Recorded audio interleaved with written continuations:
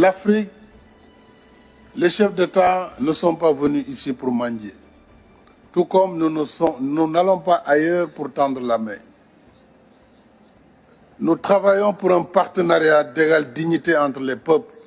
C'est le même discours qu'on tient à Dakar, ici à Saint-Pétersbourg ou à Washington. Donc je pense que le combat de l'Afrique est d'abord un combat pour la dignité.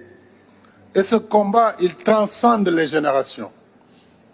Je suis très heureux, moi, d'être à côté du président Museveni ou du président Denis Sassou Nguesso, qui ont été pour l'un des combattants de la liberté, pour d'autres, des modèles de résilience.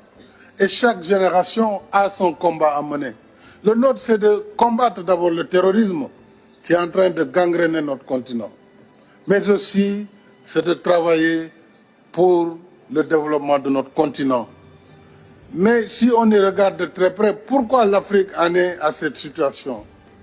C'est justement le poids de l'histoire, l'héritage de l'esclavage, de la colonisation qui se poursuit à travers des manifestations de néocolonialisme et à travers l'injustice du système que nous combattons au quotidien.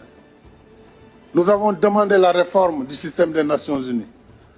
Nous avons demandé la réforme de la gouvernance mondiale qui, aujourd'hui, conditionne la vie de nos États.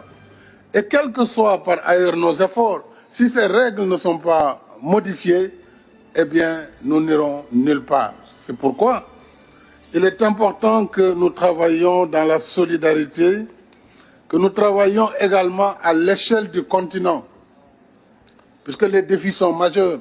Nous avons des micro-États hérités du Congrès de Berlin qui nous empêchent de travailler à l'échelle.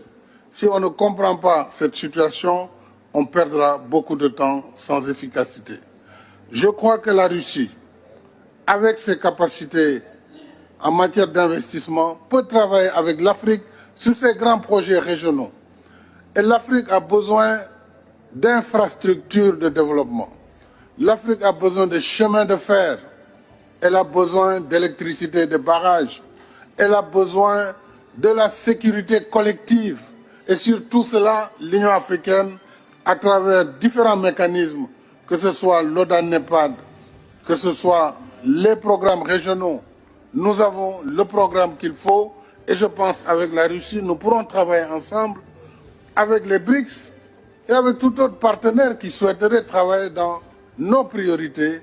Nous pourrons ensemble bâtir une prospérité partagée.